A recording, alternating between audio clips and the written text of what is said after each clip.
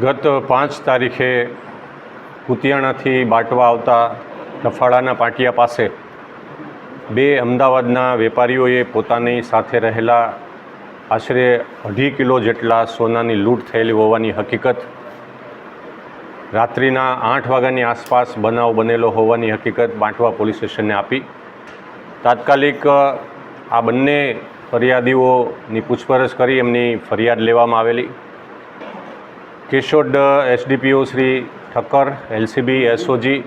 અને સમગ્ર જિલ્લાની અલગ અલગ ટીમો છે આ બનાવને શોધી કાઢવા માટે કાર્યરત કરેલી. પ્રારંભિક રીતે એવું લાગ્યું કે આસપાસના કોઈ લોકોએ પણ આવું કરી શકે અથવા કોઈ રેકી કરેલું હોય એવી સંભાવનાને આધારે કુતિયાણાથી શરૂ કરી અને આ બંને ફરિયાદીઓ કે જે કલા ગોલ્ડના સેલ્સમેન તરીકે પોતાને વાત કરેલી એ બંને સોમવારથી અમદાવાદથી નીકળેલા હતા. 4 દિવસ એ જૂનાગઢમાં સક્કરબાગ પાસેની રોયલ ઇન હોટલમાં રોકાયેલા હતા અને આસપાસના સોનાના વેપારીઓ પાસે પોતાના વ્યવસાયના જે સેલ્સમેનના જે સેમ્પલ છે એ બતાવવા માટે ગયા હતા એવી હકીકત બતાવેલ હતી. સમગ્ર રૂટના એસઓજી, એલસીબી અને અન્ય જે સ્થાનિક પોલીસની ટીમો કરી અને લગભગ જૂનાગઢ શહેરના નેત્રમ સહિત 400થી વધારે સીસીટીવી કેમેરાને આ જોવાની એક ઝુંબેશ આ 2 દિવસમાં ચાલેલી. સાથે સાથે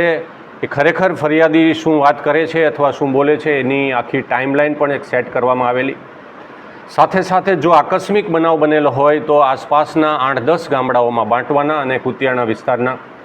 આ બંને ગામડાઓમાં એક ઝુંબેશ ચલાવીને પરપ્રાંતિઓ જેટલા મજૂરો કામ કરે છે તો લગભગ 250થી વધારે પરપ્રાંતિઓની પોલીસ સ્ટેશનમાં લાવી પૂછપરછ કરવામાં આવી. એમના ઇન્ટ્રોગેશન ફોર્મ ભરવામાં આવ્યા.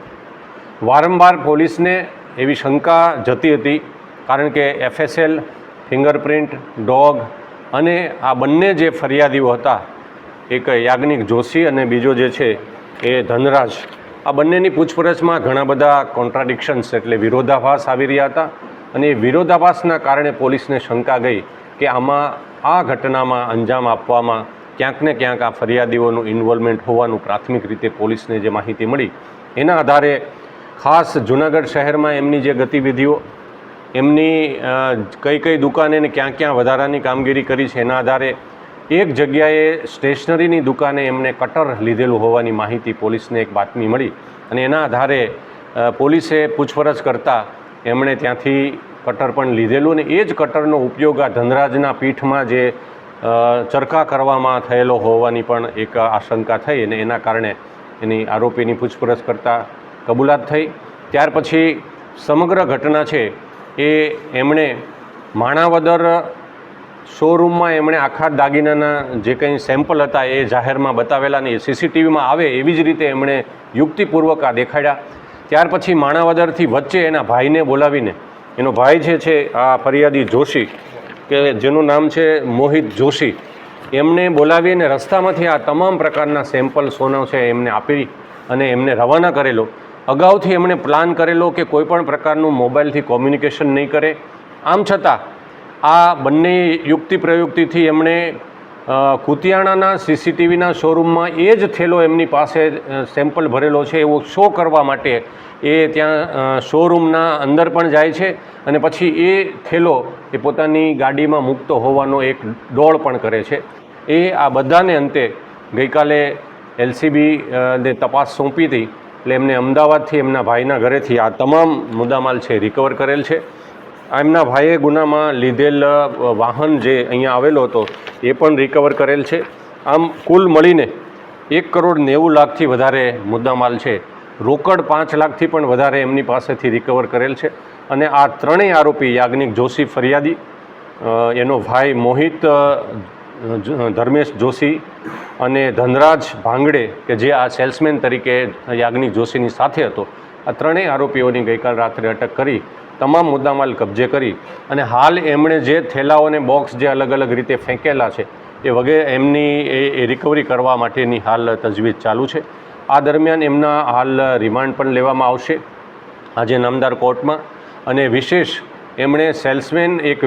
વ્યવસાયી પેઢીના સેલ્સમેન હોવાને નાતે એમણે પુરાવાનો જે નાશ કર્યો છે વગેરે કલમનો પણ આમાં ઉમેરો કરવામાં આવશે. અમદાવાદ પસંદ કરવામાં આવ્યું, માણાવદર ખાસ પસંદ કરવામાં આવ્યું, એટલો વિસ્તાર પસંદ કર્યો એનું કારણ?